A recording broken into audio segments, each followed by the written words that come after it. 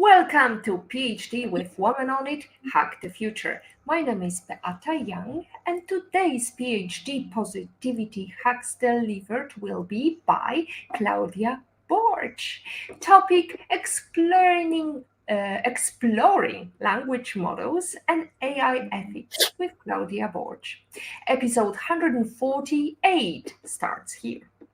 Let me remind you, this is a grassroots community that focuses on women on IT, an inclusive forum of women in technology, startups, and female leaders who are supported by men as well.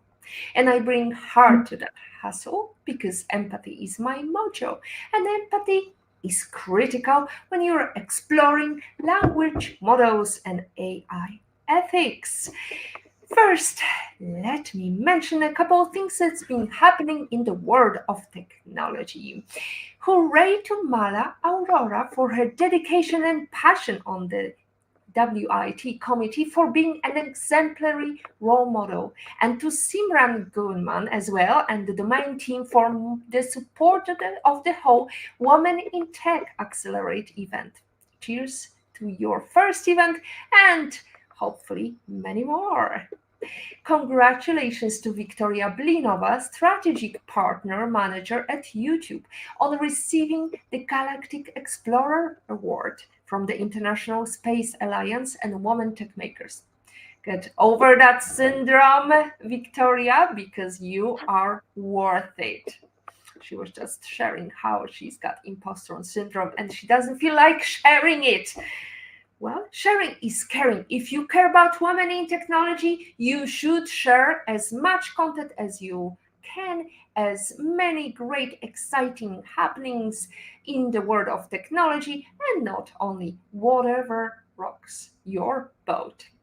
Finally, kudos to our former PhD guest, Leszek Król, and the Hyperhumans team for their success. Their product, Neuralink, was named the top product on Poland's leading product site, Radar Premier. Now, let's go back to our topic, exploring language models and AI ethics. Could AI reshape our future and redefine our relationship with technology?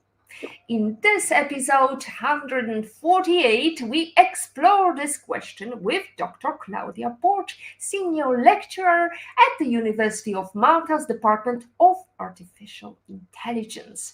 Dr. Borg, a trailblazer in natural language processing and AI applications. There you go. I could do some AI transcription here and AI speaking here for me.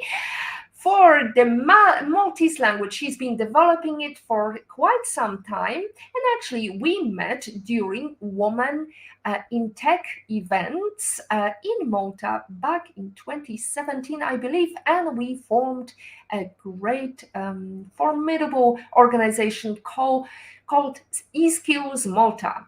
Hopefully, AI will replace that male leading the panel. Anyway, since we are talking about AI and replacing, we will be talking about, will AI replace humans? Of course, it's a very boring question, so we have more interesting topics. Biases in AI language models and how women are affected by these biases.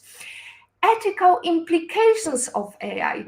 Well, you just stay with us if you want to learn more about what Dr. Borg has discovered and what she's working on and what we can learn from each other in this episode. So stay tuned. So, Claudia, will you allow me to call you Claudia or you prefer Dr. Borg? No, please, not even my students call me Dr. Borg.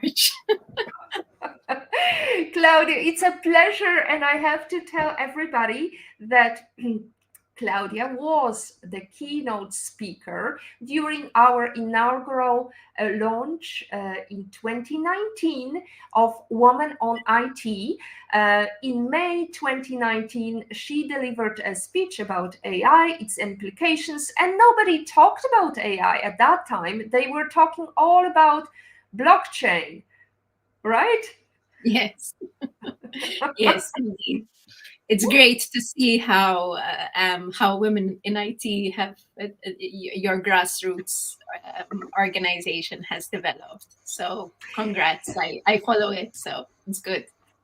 Thank you so much, Claudia. I'm delighted that you follow it because this support really means a lot to me, because I remember our humble beginnings and our frustration and how we were talking about in 2017 how we can encourage more women in tech.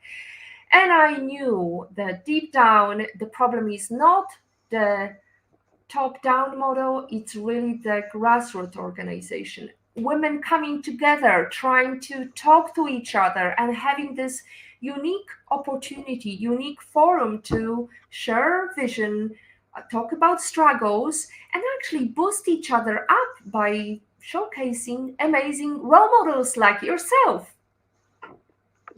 Yes, indeed. I agree that we do have to make an effort as women to come together, and even just sharing our experiences, right, is already an eye opener, just because what I experience might not be the same as what you experience.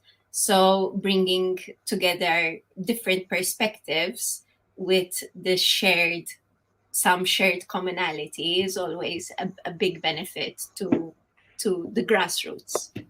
Oh, absolutely. As Melinda Gates has said in one of the interviews, the thing in common with many women, because she's been blessed to travel all over the world, and she was sitting somewhere in Africa on the floor and on the ground, and the biggest commonality was the struggles of females, and how to empower them was the real issue here. Hence, Woman on It is actually trying to focus on bringing these leadership skills, these not so easy to obtain skills, because it's so nice to do your PhD in AI and so on, but really the struggle is how to get to the top of the to become a deacon. Is that your ambition, Claudia? So I, to be honest, my ambition was always in terms of research, right? So I had this vision to work in AI, and in particular, the AI aspect that deals with language, and in particular, that deals with Maltese language, right? So, and I just kept that focus, that vision, always coming up with projects, with collaborations, and trying to build as much as I can around that vision. The becoming, let's say, a trailblazer, and all these things, I think, is a side product. So I don't it's not like I'm telling myself, to get to the top I have to do this or that. There is no top as such. It's what I want to achieve, and just focusing on that. It's not about the position per se. Well, I believe, Claudia, there is an issue here, because the best way to encourage young girls to go for certain industry is by showcasing women like you. And I Mhm. think we had that discussion. So bear with me, ladies and gentlemen, whoever is watching or listening to us. We're going to talk about AI, but really, AI needs to learn that there are lots of women in power who are doing research. And at the moment, it's Of course. mostly men who are doing research, and they are Mhm. testing it on their counterparts who are also men. So, how is AI going to learn that there are awesome females who are doing awesome research if the test bed is always, white guys talking to white guys about other white guys? Yeah, I mean, look, this happens not just in AI, it's in any sector, or rather, not any sector, but several sectors. So, if you think of a surgeon, it's usually male dominated. AI is male dominated. There are several areas that are typically male dominated, and then there are areas which are typically female dominated, right? Now I think the key point here is what is very particular about AI is, of course, that we are building models, right? And these models are learning from the data that we feed. And the data that we feed, if it contains the data, that all it sees in text is that males tend to be surgeons, then it's going to learn that surgeons are always male. And it will go to that by default. So yes, it is important to speak about and showcase people in several sectors that are that are, let's say, leading in terms of the diversity aspect, for the simple reason that that in itself creates data which eventually can feed into AI models. Mm. So there is also the pronoun bias, because the models might generate sentences, especially like in Polish. Uh, there are sentences that are male or female, so masculine or feminine, and AI may always presume. And I was quite frustrated with my phone for a while before I actually worked on all the words, because quite often it would suggest first off the masculine ending of the Yes. sentence. So it can be really frustrating. So maybe the concept should be AI should be more conversational with us rather than just talk at us. At the end of the day, AI, you have to think of a model in terms of the data, right? Because the intelligence factor per se, especially the models that we have um, to date, are not the same type of intelligence that we understand in terms of human intelligence. This is a different type of intelligence. We can call it machine intelligence, artificial intelligence. That's the whole name of the game. But so the way we think and the way we might perceive as fixing a potential problem might not necessarily be the same solution that we would apply to an AI model. Mm. So of course we need solutions in the long term. Um, and the good thing is that through AI models, and I'm talking, AI models for the past 10 years that have been used in industry and so on, where, the gender bias became evident over time in different types of models. Through these examples, we gained this knowledge, we gained this awareness of how important the data is and how important it is to find ways to try to mitigate these biases. Does it mean that we have found solutions? No, not yet. I think we're not nowhere close. We are definitely better placed than we were, let's say, 2-3 years ago, but it's still a work in progress. Mm. So it's important to keep this in mind. No AI system is going to be perfect from the get-go. It's always a work in progress.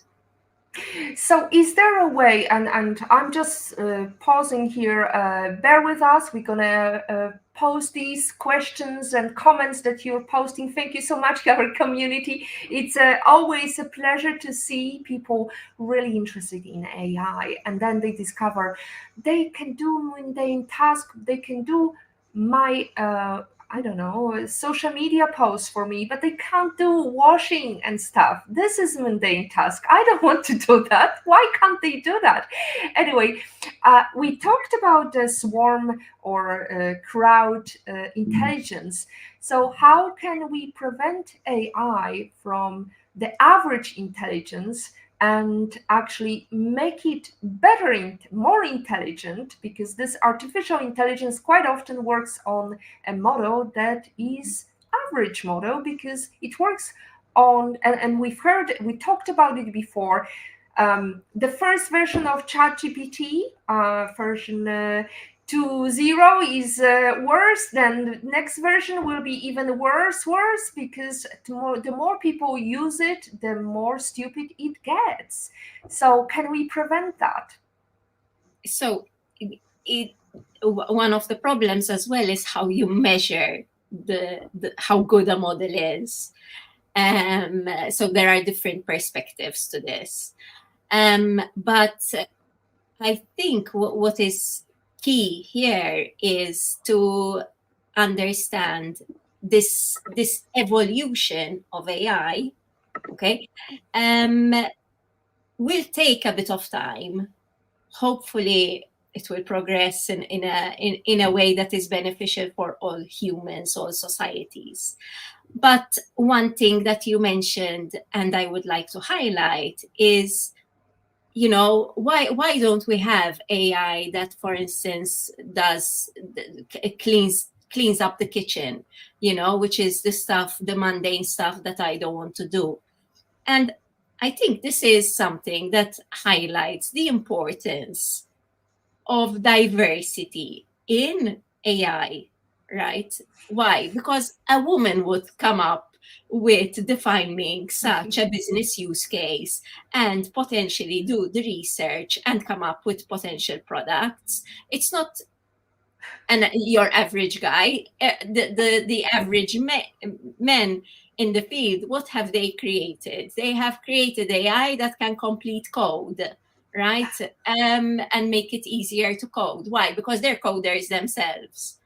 So diversity in AI is going to create diversity in the type of applications that we have. No, my goodness. We've got a lot of bias coming from both of us because we believe men don't like the task of cleaning the house. Anyway, since we talk about men, who could we mention here? IPOV, in Patrick's opinion. OMG, Beata, you're now suggesting AI is mansplaining. I wonder how that could ever have been trained into the models. There you go. And another comment. Great to see you, Claudia. Thanks for your insights. We also have got a comment from Jane. Hello, Beata and Claudia. Looking forward to listening to today's show.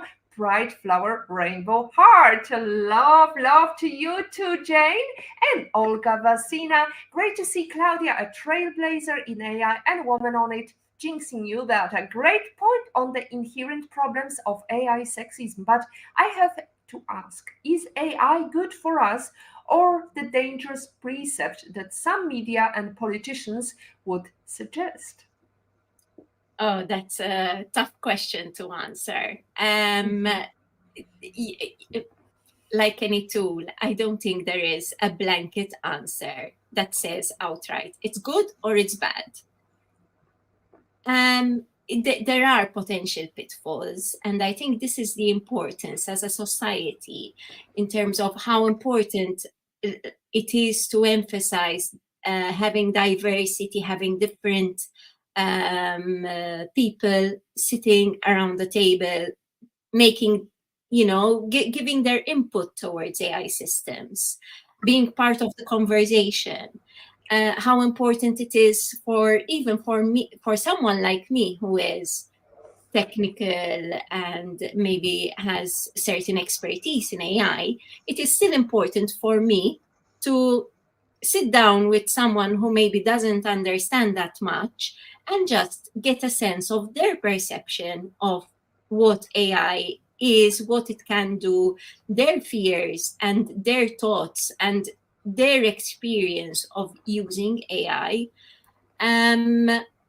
So AI can definitely be a force for good, and there are a lot of communities, a lot of groups in all over the world working with that intention. But of course, there are other people who might be simply interested in using AI for their benefit, right? And they don't take into consideration the impact that it can have on society in general. So a political situation is a perfect example where, for instance, you have someone who's trying to, lead an election, wants to win at all costs, and does not take into consideration the actual process of democracy in that country. So we've seen this happening in the past in certain countries, and I don't think it will be something that we can at all eradicate. But I believe that it is the importance of educating the population about AI, about its potentials, really learning how to recognize as well AI systems, AI output, right? Because sometimes the line gets so blurred, especially as AI systems do get better, right? Is something generated by an AI or not? It's very difficult to tell. Um, so We've it, seen it that in terms of partisanship, language models might affect the political leanings present in their training data, potentially yes, favoring certain political perspective or other views, and also the content is moderated. So actually, I'm the great, when it comes to crowd wisdom, swarm wisdom, however you call it, I like the fact that everybody's brought to the table and everybody can voice their opinion. Of course, there are these stupid likes and dislikes and so on. However, that is more freedom of speech allowing, because we need these opinions to really formulate our own opinion, even if it's a chamber opinion, or if it's a confirmation bias, which we talked about in previous episodes as well, which is basically you only accept the views that you believe in. yes, and what happens as well is that AI systems tend to favor presenting you those views, because how the system is geared up is that it is rewarded by the number of times that you click, that you follow its suggestions. And obviously, the more appealing the content is to you, the more you're likely to click. And you continue with this confirmation bias and creating this bubble where you think that everybody is of the same opinion as you are. The education aspect comes in because if we are aware of these pitfalls of technology, then we can outright make a conscious decision and say, oh, okay, I need about for regarding this topic, I need to get a different perspective. I need to be in a position to understand what the other side is trying to say, even if I still don't agree with it, but at the very least, I am exposing myself to those comments and to those thoughts. I don't need to engage. I don't need to go into this social media, arguing and trolling other people and, insisting that I am right. Um, but at the very least, let's, be aware of the potential pitfalls of AI systems and social media. Conscious using AI is definitely advised. And now we have got Olga Vasina saying, thank you for that wise and measured answer, Claudia. It's frustrating. The media is so clickbait obsessed, and the political classes are all too often so analog around the world. They fear the shock of the new. How No, is indeed. media in Malta nowadays? I mean, I think it's the same like everywhere else, right? You always have to see what sources you are getting your information from, whether they are credible, whether they're reliable. Um, so it is something that is important. Obviously, if you are following a politically leaning newspaper, radio, TV station, whatever it is, um, you should be aware that you're only being presented with one side of the argument and you're not seeing the other side. So, ideally, you find something always as a source that is independent. Sometimes it's true, it's hard to identify what is truly independent. And, in reality, even journalists themselves that work for independent newspapers would have their own biases that would actually come out in their writing. This is, it's human nature. Bias is not something that is, intricately bad and we should get rid of. Bias is something that serves us because what it really means is that I prefer something to something else. So I don't know, I have a bias for the color blue rather than the color red simply because I like that color. But I am aware of that. And if I am presented with something like a friend shows me a red handbag, I'm not going to tell her it is ugly simply because it's red, right? I am aware of what I like and what is accepted. And I think this is something that we need to take it beyond, our maybe more conscious biases, and understand that this also occurs in our unconscious biases. Hmm. Well, but there are biases that are not quite good for some, for example, generations, because there is socioeconomic bias where language models may generate content that favors or reflects the perspective of higher socioeconomic classes, marginalizing the experiences and views of lower income groups, and also the accessibility, because we know, for example, some countries still don't have you know uh, Good access to access, technology. yes, access to the internet. So that's also one of the threats. Now we talk about all the problems, but there are solutions. So Claudia, let's focus on these. So how can we mitigate biases? Can you give us example, for example, in terms of female who are struggle with biases during the interview process? That's a tough one. That's a tough Mm-hmm. one. I think so. I Sometimes it's really difficult to identify. Let's say you're being asked a particular question, and it's difficult to identify whether that is coming from the interviewer's unconscious bias. So it's actually, an actual bias in terms of gender, for instance, or whether it's simply a question that they outright ask to anyone and everyone. Um, so yes, it's tough to answer, and one cannot necessarily generalize for all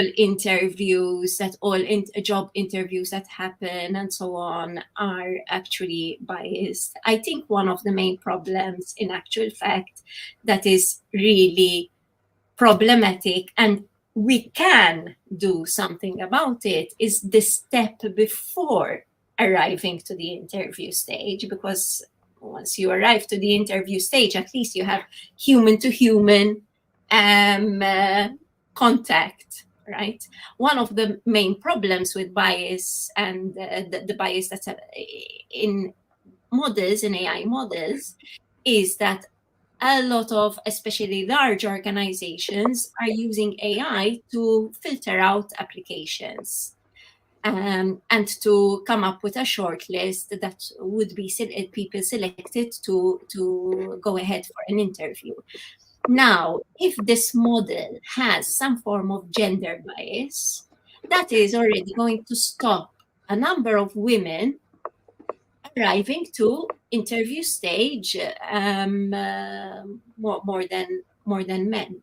So especially when the job in question tends to be something that is already biased towards men, right? It's already favoring men. So I think that is the step that we actually should focus on in terms of AI. Once we are face to face, I think then the person can actually get a sense of the interviewer, whether the question is genuine, whether or not, and I believe you do have some form of indication. What to do about it, I don't have an answer. Because there can be obviously different options. It depends a lot on that particular situation. But what I would advise at the very least is talk about your experience and let someone else share your experience with someone else and see what they think. And always keep in mind that you might potentially be reading bias into something that might have been genuine. So, it's a bit of a difficult scenario, but I think it's better to focus on the previous step and making sure that women do arrive to the interview stage, because that is, I think, the major stumbling block. And I think there is another pointer, which is women do become champions of the university, and they actually have this courage to ask to become a deacon one day, Claudia. Hint, hint. Anyway, going back to our conversation about AI. So, how is AI impacting education? I was wondering whether AI will replace Claudia someday. Most likely. And actually, hopefully, I will have an AI assistant that, really does a lot of my work so that I can do even more, right? Always think in terms of productivity. I honestly believe, I think AI, especially for the next, I would say, 5 years, okay, it's something that's evolving very fast. But for the next 5 years, I think AI is going to be acting more as an assistant rather than as a replacement. 5 years is equivalent to a century in AI at the rate that it is going. So where it will go after that, beyond that, is very difficult to tell. And will it outright replace us completely? I don't know. I think it will be very good for society in general to say decisions must continue to be made by humans. And this is something I think that we need to take a bit seriously, and we need to take it with a sense of responsibility. So some of the case studies that are, AI actually being used out there, one very simple case study is where the police force in a particular state in America was using AI to detect criminals, let's say through face recognition and so on. And a particular person was picked up and identified by the AI as the perpetrator. And he happened to be a black male. And the once the police picked him up, took him to the police station with the accusation and so on, and they showed him the evidence, like the photo of him committing the crime. He was like, but can't you see that that is not me? Like, isn't it evident that this person does not even closely resemble me? And the police officers were simply not taking any responsibility and saying, but the AI picked you, identified you, so we cannot do anything. And to me, that is inexcusable. No way, no. The decision has to remain within the human. We have the capacity to discern the information that is being presented in front of us more than any AI system can or will ever be able to. And I think it is important that we continue to think of AI as an assistant, not as a replacement. Oh, absolutely. Because when we think about AI in healthcare, I can't imagine the surgeon saying, "Oh, no, no, no! I cut it out because AI told me to to do that." Can you?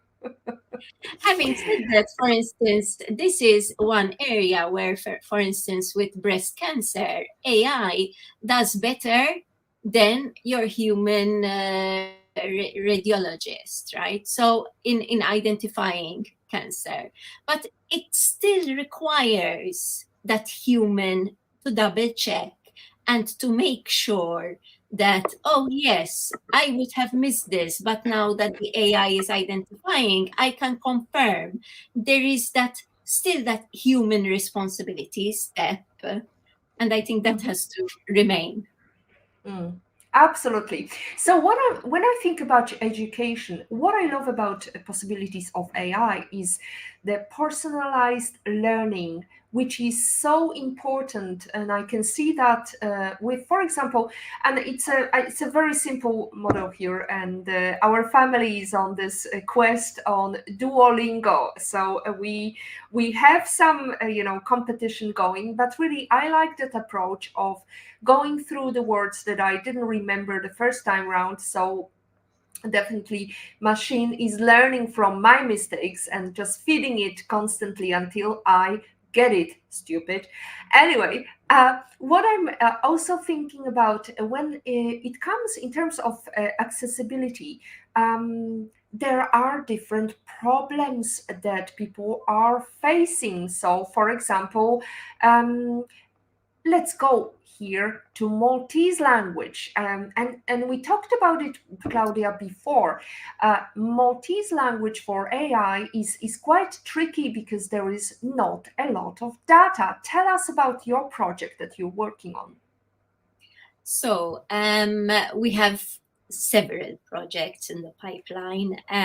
What I so know, multitasking woman, how unrare.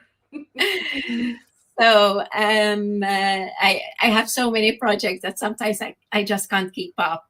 But luckily, I have a fantastic team as well working with me. So it's my hat goes off to them because they do a lot of the hard work. So we take various approaches. One of the things that we did at the start, and this was about 3 years ago, now 2-3 years ago, was to develop what is called a birth-based language model. And that has been like the building block to the development of Maltese processing tools. This was funded by MDIA through the AI strategy and supported by a project called LT Bridge. But this is like, you can consider it as a foundation model on which to build more task-oriented tools. Now, one of the challenges that we have with Maltese is that, as you said, it's the amount of data that is available is rather small. So we have to look at models in other languages. And what we do is we take on different approaches and we adapt them to Maltese. So that basically means is that you get a neural network, right, with its that is already set up to understand generically what a particular what maybe one language is or what several languages are. And but what I mean, what a language is, it's simply the words, the order of words, words that cluster together, so words that have approximately the same meaning. Like, for instance, I don't know, if I talk about a cat and a dog, right, these would cluster together because they're both animals. But if I talk about cat and beach, they might not cluster together because they don't co-occur. A cat hardly ever goes to the beach. They're afraid of water in general. So you don't find this occurrence commonly. So basically, this is what a foundation model would understand. Now, what we do is we take such a model and we adapt it to start understanding a little bit the Maltese language and how that co-occurs, how words in Maltese co-occur. And with this, we simply, can take advantage of what the model would have learned in other languages and transfer, or rather use that as a foundation and continue building up specifically for Maltese. Fascinating. And I guess you're using a lot of frameworks for that, because we know that European Union is all about framework. You have to fill in a lot of forms. So is there going to be AI that will replace all these papers? Because actually I was asked yesterday by ladies from Ukraine who had to fill in the form for application and within the program from European Union. And I'm wondering whether you also have the same problem of producing so much paperwork rather than doing it online. I mean, at the end of the day, there is an element which might be replaced by AI. And again, certain things we definitely will want to replace them by AI. But I think some other things, it is important that we continue taking the responsibility to write them ourselves. For the simple reason that for certain applications and so on, it's important to get your facts right. It's important to make sure that the content is, direct. Whenever I've tried tools like ChatGPT, I found that the writing tends to be nowhere close to my style of writing. It tends to be very bombastic. To me, it sounds very American.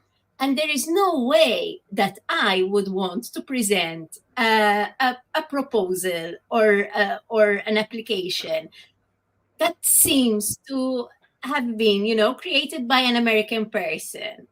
Um, so, yeah, I will definitely want to see, a broader language representation. And this is just talking in English, right? So even the models that we have in English are not really representative of the English used around the world, but rather of American English. So yeah. So I think one of the solution to fight the bias or to improve the models is continuing monitoring the data and updating models and addressing emerging biases and improving performance overall. And I think also sometimes when we look at these groovy applications, new releases, there is lack of transparency that really worries me, because we put some very sensitive data, and actually we've seen in the case of some companies, they said they banned using AI at work because they are just scared of some data leaks or anything that could be fed to AI, that could potentially harm the company. So, since we are heading towards the end of the show, I need to wrap up, Claudia, and I mean, not you, Claudia, but wrap up our discussion, Claudia. So, I'm wondering, is there something that you're particularly excited about AI? Oh, I think all of it is exciting at the moment. I mean, I believe it's like we're at a crossroad, and there is so much that hangs in the balance in terms of how AI is going to be developed and used, how it's going to impact society, how in this idea that it replaces workers, maybe it replaces workers in certain areas. How are we going to go about this? Um, you know, so there is a lot that hangs in the balance, and I think AI is going to be a very impactful technology, whether like in terms of broad picture, it's overall more positive or more negative is going to depend a lot on us individually. And I think there I continue to stress, the importance that we keep decision making and responsibility for decisions in terms of, the ownership has to remain human. AI can do everything else. So you wouldn't like to see a president of Malta, which will be AI generated president? I would like to see a president of Malta, or rather the prime minister, because the president in Malta is not a Just decision making representative. there, Yep. right? A prime minister assisted by AI, where, because at the end of the day, the strength of AI is in terms of the analysis, of the data analysis. So, at the touch of a button, you can have certain analysis that, and maybe as well, you can see the different types of this decisions. So, for instance, let's imagine um, deciding whether there should be an increase in tax or a decrease in tax, or keeping it the same, how that is going to impact, and seeing exactly the type of projections and how it could impact different sectors of society and so on, to really gain a full like to gain a broader picture and a broader perspective. I think that would be fantastic. But at Well, the end of the yeah. day, the decision has to remain human, because a human has empathy. You mentioned that in the beginning, right? How the importance of empathy, the importance of, taking into consideration, it's not just at the end of the day, let's say, the financial benefit, but there has to be the social benefit, right? And I think humans can measure that. An AI can think in terms of numbers, but Mm. not I guess necessarily. it's a very naive way of thinking, that the prime minister will think about losing his, not thinking about losing his position at some stage. So I think the first question would be how to remain in my seat, and then the socio-economic benefits of it. But anyway, I might be here really talking badly about the politicians, so I better stop. So, Claudia, anything exciting happening in your world? What's the next big thing for you? So, well, there's a lot of stuff that we're working on. I think, again, this is like at the moment, it feels very much like a turning point in terms of technologies for Maltese, simply because we are at a process, for instance, where we're about to launch our automatic speech recognition for Maltese. We're collaborating with the government in terms of potential spell checker. We're collaborating a lot with industry to see how we can really assist even industry to take up Maltese processing technologies. So, for instance, we have a project that is about a chatbot for in Maltese. There are a lot of potential avenues, um, and obviously, I'm trying to do everything, um, and I drive my team crazy in the process. But definitely, I think there is a lot of stuff that's in the next 1 year or 2 years will really start seeing a shift, and seeing technological tools becoming available outright across all sectors.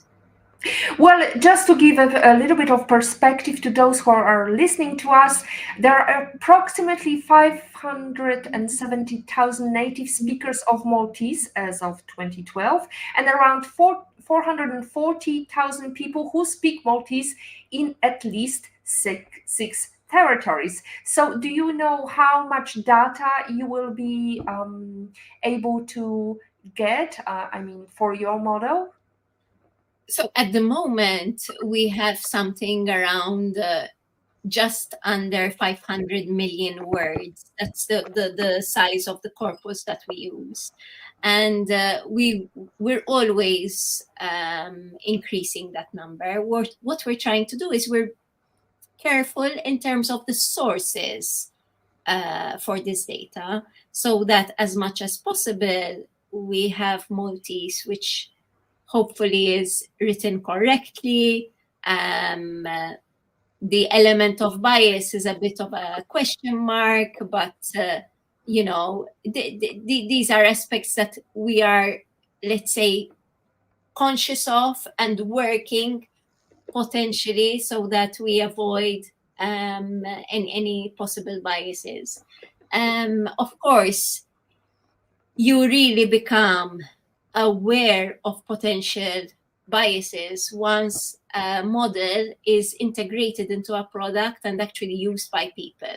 Because it's one thing when I am using it in a lab environment and I have my parameters of how I am using that AI model. But then it is another thing once it's out there and being used by the general population. So that is something that's going to be, I think, a very much works in progress until things settle.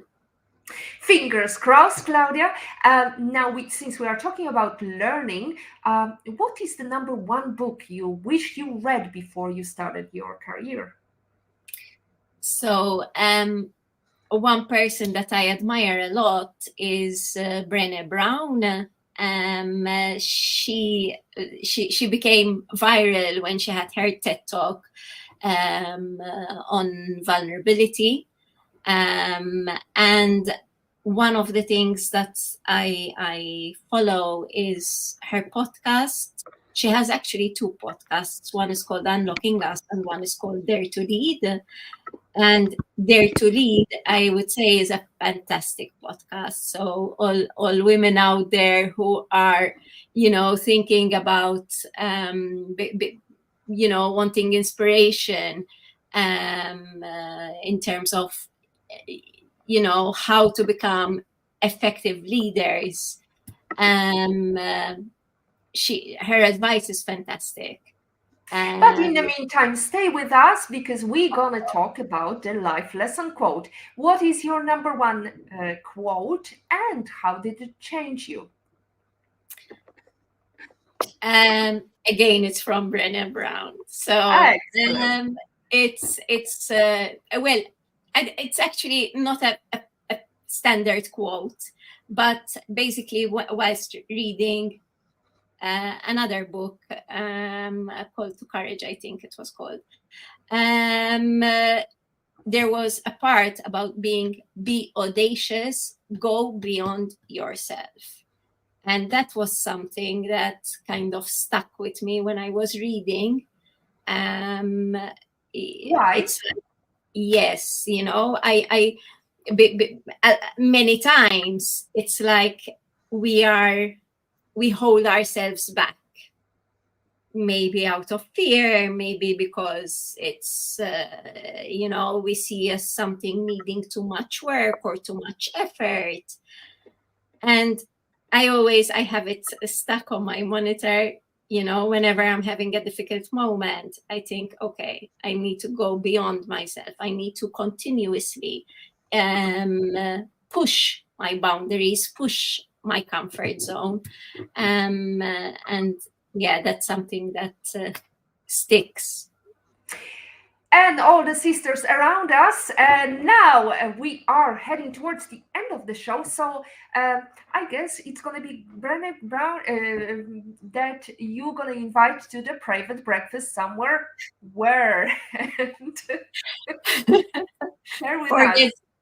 Forget breakfast. What I would love, it's simply to be a fly on the wall and follow her around and see how she leads her organization, how she, her work ethic seems to be fantastic, the type of advice that she gives. She often describes, the problems she encounters. She's a very good storyteller. So I would definitely, want to follow her, shadow her for like at least a full day. Breakfast is Claudia. not long enough. Oh, absolutely, especially if it's Maltese breakfast. Now, Claudia, I've got to tell you one thing you probably don't realize. There were moments during our discussion when we were sitting at the table and we were talking about how to bring more women into technology in Malta. And we listen to the same boring talks. We need more women and we need more women. And there was this mic drop moment because Claudia spoke. So I'm sure there is lots of flies that wish to listen to Claudia. And if you want to listen to Claudia, you can join the university or you can connect to her on LinkedIn or however you wish. Now, the more I learn, the more I realize how much I don't know, as Alice Walker said. The more we talk, the more I realize we are out of time for today's live stream. So, just a word of thank you notes to our commenters, Jane, Olga Vasina, IPO Meeting, Patrick's Opinion. And next week, we have a pre-recorded version for our dear audience to listen to. ADHD, multitasking, and leading like a boss. I hope you can listen to that. But in the meantime, enjoy this show, enjoy next shows. And Claudia, thank you so much for sharing your insights and experiences with us today. Your work is not only transforming the digital landscape in Malta and beyond and paving the way for a more sustainable future of humans, not just women. Thank you so much. That's episode 148 of PhD Livestream. Thank you to Dr. Claudia Borg to stay updated and never miss next PhD episode. Follow that channel, whichever you're watching, whether it's podcast, whether it's live stream on YouTube, Facebook, LinkedIn. Stay updated and never miss opportunity to ask a question to experts. As always, our positivity quote comes from positive thinking only and goes, look for something positive in each day, even if some days you have to look harder. Today is your future. Hack it. Thank you. Thanks, Beata.